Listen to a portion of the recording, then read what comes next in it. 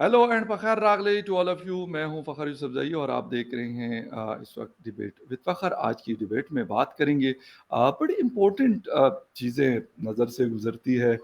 एक तो ये है कि कनाडा एक बड़ा मुल्क है और काफ़ी सारे पाकिस्तानी जो लोग हैं या फिर इंडियन हैं, बहुत बड़ी तादाद में वहाँ पे आबाद हैं, वहाँ पे रहते हैं। बल्कि गवर्नमेंट का हिस्सा भी हैं दोनों कंट्रीज से।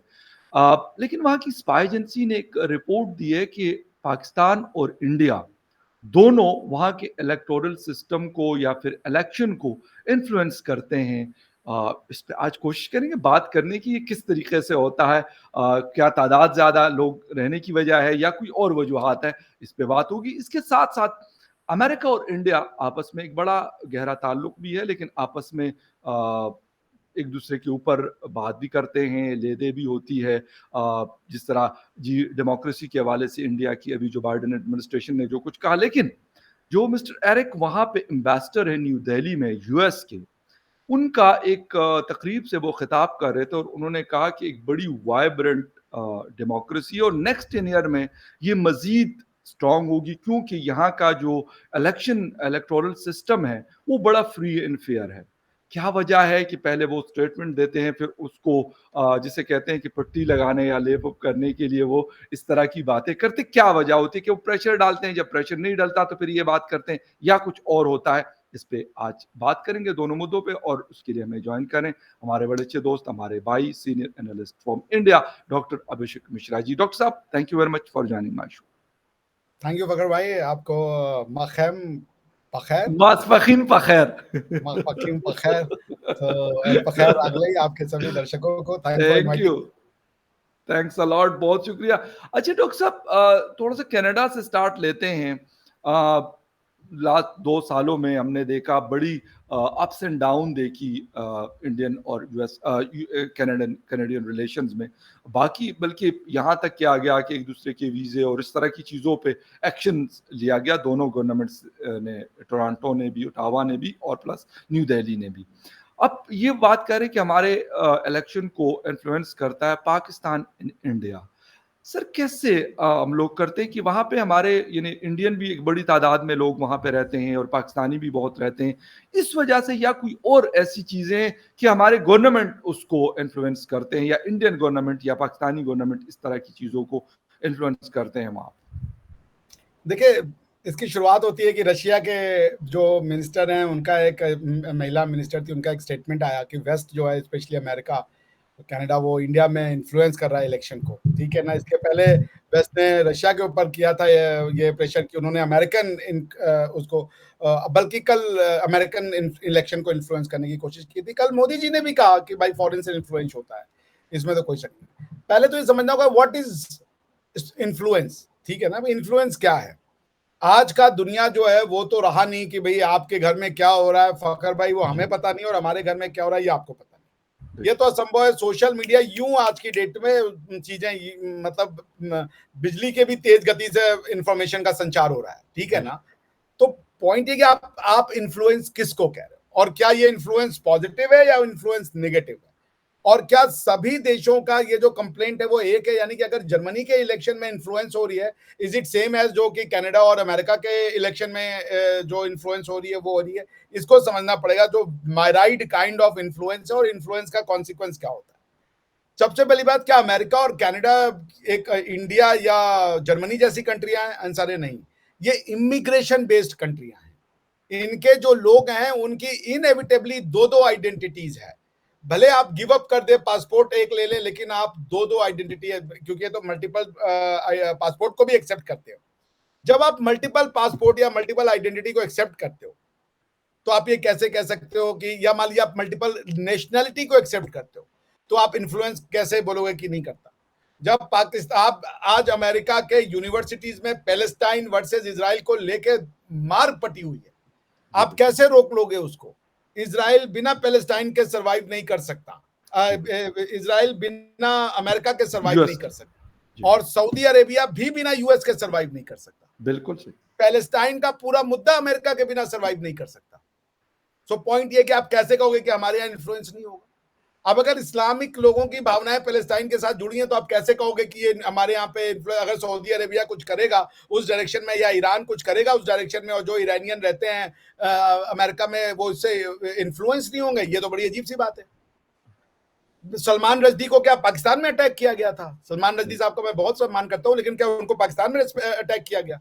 अमेरिका में जाके एक बच्चे ने अटैक किया 16 साल के, कैसे नहीं होगा? आज दुनिया इंटरकनेक्टेड है। हाँ, अगर आप एडवर्ड्स इन्फ्लुएंस कर रहे हो और वो हर जगह कर रहे हैं आप। जब राष्ट्रपति जो बाइडेन साहब कहते हैं कि इंडिया एक जिनोफोबिक कंट्री है, इमिग्रेशन को नहीं एक्सेप्ट करता, भाई इंडिया और अमेरिका क्या सेम है? हम इमिग्रेशन बेस्ड कंट्री, हम इमिग्रेशन बेस्ड कंट्री नहीं है, कतई नहीं है। इंडिया ने अपने जो बाउंड्रीज थी उसको बहुत पहले, हजारों साल पहले ही उसको उसने निर्धारण कर दिया था कि ये इंडिया है और ये हमारी बाउंड्री है। उसके पहले जब तक हुआ हो तब तक हुआ हो इमिग्रेशन। अब ऐसे आप ह्यूमैनिटी पे चले जाएं बात अलग है, लेकिन इंडिया ने सैकड़ों हजारों साल पहले अपनी बाउंड्री का निर्धारण कर दिया था कि इसके अंदर रहने वाले इंडियन है। पॉइंट ये है कि आप ये कहना कि कनाडा क्या नहीं करता है इन्फ्लुएंस, खालिस्तान का जो उपयोग अमेरिका कनाडा करता है क्या वो इंडिया में इन्फ्लुएंस नहीं करता? क्या आपकी जो हमारे अभी एनआईए की फंडिंग का वो दिया गया है, ऑर्डर दिया गया है आप पार्टी के अगेंस्ट में, क्या गुरपतवंत सिंह पन्नू ने वीडियो रिलीज जारी करके कहा कि हमने फंडिंग दी थी आप पार्टी को? तो क्या इन्फ्लुएंस नहीं हो रहा है? क्या जो सिख है या पंजाबी हैं या जो हिंदू हैं या जो इंडियन है, वो अगर उनके पूरा घर परिवार है इंडिया में, वो आएंगे इंडिया तो आप क्या उनको प्रभावित नहीं करते? क्या आपकी विचारधारा लेके प्रभावित नहीं करते हैं? आप सबसे ज्यादा भारत के लोग जो है $18 बिलियन की एजुकेशन फॉरेन से लेने जाते हैं, आप कनाडा को कंट्रीब्यूट करते हैं सिर्फ $18 बिलियन पर साल। तो क्या आप अपने यूनिवर्सिटियों में जो पढ़ा रहे हो उससे हमारा इलेक्शन नहीं इन्फ्लुएंस होता? ये बच्चे जो पढ़ के आ रहे हैं वो हमारे यहाँ वो नहीं बोलेंगे? वो education is the new medium of colonisation. जी बिल्कुल। पॉइंट ये कहना कि इन्फ्लुएंस कर रहा है, भाई आपने ऐसा सिस्टम ही बना रखा है कि अब इन्फ्लुएंस होगा ही दुनिया। कोशिश ये करनी चाहिए कि एडवर्स इन्फ्लुएंस ना हो। अब ये कहना कि इंडिया में जो भी हो उससे दुनिया पे कोई रिएक्शन नहीं आएगा, असंभव। आपने दुनिया को इतना, जब आप ये भी कहोगे कि ये सॉवरेनिटी का जमाना नहीं है, ये इंटरडिपेंडेंस का जमाना है। इंटरडिपेंडेंस एक एंटीथीसिस है सॉवरेनिटी की। तो जब आप इंटरडिपेंडेंस हो तो आप किस चीज में इंटरडिपेंडेंस और किस चीज में इंटरडिपेंडेंस नहीं हो ये कैसे डिटरमाइन करोगे? जी। आप अगर एक दूसरे के साथ आपके सारे इंटरेस्ट एकदम कंजॉइंट हैं तो अगर टेस्ला यहाँ पे अपनी इन्वेस्टमेंट करना चाहता है तो उसका इंटरेस्ट नहीं होगी कौन सी गवर्नमेंट आएगी यहाँ पे? बिल्कुल। अगर हम फॉरेन डायरेक्ट इन्वेस्टमेंट मंगवाएंगे तो वो ऐसी गवर्नमेंट नहीं, वो चाहेगा कि यहाँ पे सोशलिस्ट टाइप की गवर्नमेंट आ जाए जो कि एंटी इन्वेस्टमेंट हो। तो ये कहना थोड़ा सा मेरे ख्याल से थोड़ा सा कॉन्क्रीट नहीं है। अगर कोई गलत मीन्स एम्प्लॉय कर रहा है, कोई बॉट एम्प्लॉय कर रहा है, कोई मिस इन्फॉर्मेशन को अगर डिप्लॉय कर रहा है तो आप क्या कर सकते हैं? कल सुप्रीम कोर्ट में हमारे यहाँ बड़ा एक अच्छा ऑब्जर्वेशन एक जज साहब ने फॉलो किया, पास किया, मैं सहमत हूँ कि उन्होंने कहा कि कुछ न्यूज़पेपर मीडिया ने झूठी खबरें प्रकाशित की थी तो उनके लिए उनका अरेस्ट होना चाहिए झूठ फैलाने के। तो पॉइंट है कि क्या मीडिया के को झूठ लिखने के लिए आप उसकी क्रिमिनल लायबिलिटी डिटरमाइन कर सकते हो? मुझे तो लगता है नहीं कर सकते हो, क्योंकि वो तो उसका हैजार्ड है वो काम का। 100 में से उसकी 10-20 खबरें जो हैं अनवेरिफाइबल और झूठ होने की संभावना है जी। ये उसका नेचर ऑफ द वो है, तो अब उसको जेल में डाल दोगे आप कि उसकी खबर फलाना खबर झूठ निकल गई। और झूठ का मतलब क्या है कि 100 में से 20% सच थी, 80% सच नहीं थी, तो वो झूठ और फैक्ट और ट्रूथ में तो बड़ा अंतर है। तो मेरा कहने का ये मतलब है कि ये जो है कि एक दूसरे के इलेक्शन में इन्फ्लुएंस होता रहेगा। आपने समाज ऐसा बना दिया है, बाउंड्रीज नहीं रह गई हैं, एक डिजिटल वर्ल्ड अलग ही चल रहा है जी। दुनिया पीछे अलग लड़ रही है, डिजिटल वर्ल्ड में अलग ही एक लड़ाइयां चल रही है, अलग ही उसकी दुश्मनियां चल रही है। यूट्यूब के गैंग्स बने हुए हैं, वो एक दूसरे से नीचे सैनिकों के गैंग अलग होंगे, तो हर कोई हर जगह अपनी। तो ये जो वर्चुअल दुनिया है ये बड़ी यूनिक दुनिया है और ये भी एक दुनिया है। तो आप ये नहीं कह सकते कि जो हमारे यहाँ हो रहा है, हाँ उसको हमको जितना हो सके रोकना चाहिए, दुष्प्रचार को टेक्नोलॉजी का यूज करके कि अगर कोई मिसकम्युनिकेशन, झूठ या कुछ ऐसा चीज फैला रहा है तो आप उसको तुरंत डिटरमाइन करें कि वो कहाँ से आ रहा है, सोर्स आ रहा है, और लॉ बना के इंफॉर्मेशन टेक्नोलॉजी का स्ट्रिक्टेस्ट पॉसिबल एक्शन लें। बट मेक श्योर कि freedom of speech and expression which include speech to lie, freedom to lie, ये इंक्लूड करता है freedom of speech and expression. Right, बिल्कुल। बहुत एक जरूरी चीज है कि freedom of speech and freedom of expression लोगों को। हाँ, वो कहते हैं कि आपकी आज़ादी वहाँ तक है जहाँ से मेरी नाक शुरू होती है।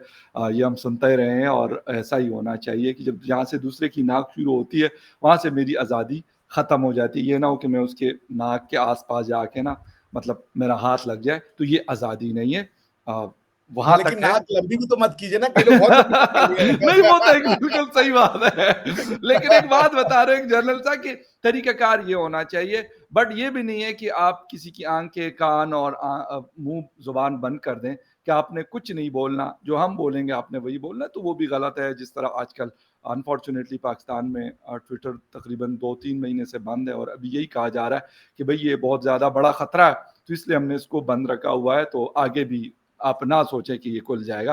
अब पता नहीं कौन-सा खतरा अब इससे टल गया, जो था इससे वो कोई बताएगा तो हमें फिर पता चलेगा, हम भी आपको वैसे व्यूअर्स बता देंगे। अच्छा डॉक्टर साहब थोड़ा-सा आते हैं डेमोक्रेसी की तरफ। इंडियन डेमोक्रेसी की हम बहुत बात सुनते हैं। बहुत सारी चीज़ों पे मैं कहता हूँ कि डिसएग्री लोग कर सकते हैं इंडिया से, मैं हूँ या कोई और है या कोई मतलब दुनिया की मैंने बात की। लेकिन इस बात के ऊपर कोई उनसे डिसएग्री नहीं कर सकता कि उनके इलेक्टोरल सिस्टम की तारीफ होती है। पाकिस्तान में बहुत मिसालें दी जाती है कि यार वहाँ पे ऐसे नहीं है कि आप जाके कोई भी अगर इलेक्शन में कोई भी खड़ा हो सकता है। लेकिन उसका ये मतलब नहीं है कि उसको कोई अलग से वोट मिल जाएँगे और वो जाके पार्लियामेंट में बैठ जाएगा, जिसको हम रिगिंग या धांधली हम आम ज़ुबान में कहते हैं। ये चीज़ें कहते हैं नहीं होती, आपको जीतना होगा प्रॉपर तरीके से और आपको अवाम के यानी जनता के वोट से जीतना होगा। अच्छा अमेरिकन वो हैं एम्बेसडर हैं, उन्होंने बड़ी मतलब वाइब्रेंट डेमोक्रेसी की तारीफ़ की इंडिया की और कहा कि नेक्स्ट 10 ईयर में ये मज़ीद स्ट्रॉन्ग होगी। क्या आपको लग रहा है कि अमेरिका के बयानात दुनिया भर के हवाले से आते हैं, कुछ डेमोक्रेसीज़ कमज़ोर हैं, हमारी तरह की है, कुछ जगहों पे डेमोक्रेसी नहीं भी है, जिस तरह चीन है, नॉर्थ कोरिया वगैरह है, रशिया को भी इन टू सम एक्सटेंट आप कह सकते हैं या इस तरह की सऊदी अरेबिया है या गल्फ कंट्रीज़ को। लेकिन चलें हमारे यहाँ वीक डेमोक्रेसी है, लेकिन चलें लंगड़ी लूलियाँ हम कहते हैं कि चल रही होती है। तो क्या वजह होती है कि अमेरिका इस तरह के बयानात देता है और क्या वाक़ई वो चाहता है कि यार हमारे जैसे कंट्रीज़ में यहाँ पे भी डेमोक्रेसी स्ट्रांग होनी चाहिए, ऐसी जिस तरह के डेनमार्क में हो या फिर स्वीडन में हो या फिर किसी और कंट्री में? हाँ जी, देखिए डेमोक्रेसी को लोग समझते नहीं है। सबसे बड़ा प्रॉब्लम ये है कि डेमोक्रेसी है क्या? एक यूरोपियन मॉडल ऑफ डेमोक्रेसी जी, जिसको अगर हम कह लें institutional democracy, it's a different thing from popular democracy. मान लीजिए आपके इंस्टीट्यूशनल डेमोक्रेटिक है, इसका क्या मतलब है? व्हेन यू से कि we have democracy in Pakistan या we have democracy in India, institutional democracy का मतलब होता है your head of the state and your government is basically elected. ये है institutional democracy. But popular democracy का मतलब यह है कि क्या आपकी जो सोसाइटी है वो डिफरेंट विभिन्न आइडियाज को, मल्टीकल्चरलिज्म को, मल्टी फेथ को, मल्टी व्यू पॉइंट्स को एक्सेप्ट करती है। अगर पाकिस्तान डेमोक्रेसी भी है और ट्विटर भी बैन है तो बड़ा बड़ा जबरदस्त चीज हो जाएगा। ट्विटर को रेगुलेट तो किया जा सकता है पर बैन नहीं किया जा सकता। जी, और डेमोक्रेसी का मतलब है कि there is no finality of any ideology. Every ideology is equal, every ideology has a playground to play in that democracy ना। तो डेमोक्रेसी का मतलब समझना पड़ेगा कि ये वेस्ट की जो डेमोक्रेसी है ये इंस्टीट्यूशनल डेमोक्रेसी है। आप सोचेंगे वेस्ट में, यूरोप में चले जाएं बड़ी फ्री डेमोक्रेसी, ऐसा कुछ नहीं है। आपने जरा दो तीन चीजें जर्मनी के बारे में, जर्मनी में रह के इधर उधर कीजिए, अगले दिन आपका वो पासपोर्ट आपको थमा देंगे, कहेंगे भैया कल्टी ले लो यहाँ से। ठीक है ना, आप जर्मनी में हो तो जर्मन बन के रहो। जी, ठीक है। तो जो बाइडेन साहब ने इंडिया के लिए जेनोफोबिया जी, का वर्ड बिल्कुल। यूज, उसका एक तरीके से कह लीजिए परिमार्जन हमारे यहाँ हिंदी में कहते हैं, या उसका एक तरीके से निगेशन एरिक ग्रासिटी साहब ने कहा है। एंड एरिक ग्रासिटी साहब has been making very good noise ever since he has come. तो एरिक ग्रासिटी साहब ने सबसे पहले कहा क्या कि आज से 10 साल पहले अमेरिका में यह था कि अगर आप इंडियन हो तो सीईओ नहीं बन सकते। आज अमेरिका में यह है कि अगर आप इंडियन नहीं हो तो सीईओ नहीं तो बन नहीं सकते बन अभी सकते। के। उसके बाद उन्होंने कहा कि अगर किसी को डेमोक्रेसी देखना है, फ्रीडम देखना है तो वो इंडिया आए। तो जी, अभी तक ये जो इनकी जो न्यूज़पेपर थे, New York times, Washington post, the economist, ये सब ने इतने भर भर के प्रचार किए एंटी इंडिया के। तो अब आपके सामने दो नैरेटिव है। एक है हुँ, इकोनॉमिस्ट का नैरेटिव कि इंडिया में सब बर्बाद हो चुका है और इतना ज्यादा आग लगी हुई है हिंदुत्व फोर्सेस की कि सबको जला दिया है। दूसरा एरिक ग्रासिटी साहब हैं जो कि गवर्नमेंट को रिप्रेजेंट करते हैं और गवर्नमेंट कह रहे कि अगर डेमोक्रेसी सीखनी है तो इंडिया में आ जाओ। तो पॉइंट ये है कि there are two version of India that is floating और that is doing rounds in the western circle. मैं जो डेमोक्रेसी समझता हूं फखर भाई, वो ये है कि सबके प्रति सम्मान, सबके प्रति आदर और सबका एक्सेप्टेंस, और इस विद दिस थिंग कि कोई ऐसा चीज आप एक्सेप्ट ना कर लो जो आपको नुकसान दे दे, ठीक है ना, उसकी आपको एक लाइन तो खींचनी पड़ेगी, लेकिन which should accept everyone, love everyone, every ideology should find its place. One should have freedom to speak absolutely anything, criticizing anything, including God or the head of the state. कोई restriction नहीं होनी चाहिए। हाँ, अगर आप किसी का character assassination कर रहे हो तब तो आप कह लो कि भाई मुझे डिफेम कर रहा है, तो फिर वो लीगल तरीके से वहां पे एक लॉ बना दो कि भाई जो है उसने, जो आप नाक वाली बात कर रहे थे, वो भी आप रूल ऑफ धर्म से ट्रीट करोगे, रूल ऑफ जिसको लॉ कहते हैं। आपका लॉ बनना चाहिए लोगों के भलाई के लिए, अपनी भलाई के लिए, या किसी आइडियोलॉजी की भलाई के लिए नहीं। If an ideology has to survive, उसका वाहक सोसाइटी होगा, सोसाइटी उसको समझ ले उसको क्या करना है उसके साथ। गवर्नमेंट का काम है लोगों की भलाई करना, लोगों के लिए सहूलियात बनाना, उनके जीवन को अच्छी अपॉर्चुनिटी देना, उनको अच्छा पढ़ाना, अच्छा लिखाना, अच्छा स्कूल, अच्छा कॉलेज, अच्छा पानी, अच्छा गवर्नमेंट, अच्छी सड़क, अच्छा इन्वेस्टमेंट, अच्छी बैंकें, ये उनका काम है। मैनेजमेंट का काम है, वो काम करे गवर्नमेंट। गवर्नेंस का मतलब नहीं होता है subjugation. Gone are the days when governance meant subjugation. Now government means administration, which is basically management. You have to as less administer as possible and you have to manage as much as possible. तो ये democracy है, और India ये आज से नहीं कर रहा है। अगर कोई इंडिया की एंशिएंट टेक्स्ट पढ़ेगा और समझदार है तो उसको पता है इंडिया में कभी भी ऐसी फीलिंग्स नहीं रही कि एक ऊपर है, जैसे हमारे यहाँ फैला दिया गया फखर भाई, ये जात पात वाले हैं, इनका जात पात थी छोटा मोटा, ये शूद्र और ब्राह्मण करते थे। उसी भारत में सिर्फ कास्ट को लेके इतना दुनिया में हमें फैला दिया। ये नहीं बताया कि भारत में, ये भी भारत में लिखा गया था सर्वे संतु सुखिना सर्वे संतु निरामया, में लिखा था कि ये सर्वे, ये कि ब्राह्मण संतु सुखिना, क्षत्रिय संतु सुखिना या शूद्र संतु दुखिना, ऐसा तो नहीं लिखा गया। सर्वे संतु लिखा गया, सबके लिए लिखा गया। फिर वो कोई भी मनुष्य हो, चाहे वो ब्राह्मण हो, चाहे क्षत्रिय हो, हिंदू हो, मुसलमान हो, क्रिश्चियन हो, कोई भी हो। तो भारत की बात लोग समझ नहीं पाए, और उसमें जो है ना एक उन्होंने ऐसी बातें फैला दी हैं कि अब उस पर अगर कोई बात करने को तैयार है तो बात हो भी जाए, मगर अगर आप बात ही नहीं करने को तैयार हो, आप सुनने को ही नहीं तैयार हो, आपने अगर एक अजम्पशन बना लिया तो फिर उसका क्या किया जाए। तो मैं आपको फखर भाई दिल से कहता हूं, and I speak mostly the truth, that India is the birthplace of true democracy, which is not institutional also but popular also. Bharat के लोग सेक्युलर हैं। यहाँ पे आमिर खान की 3 बीवियां हिंदू होती हैं, फिर भी आमिर खान एक सुपरस्टार है, और आज भी मैं आमिर खान का बड़ा फैन हूं।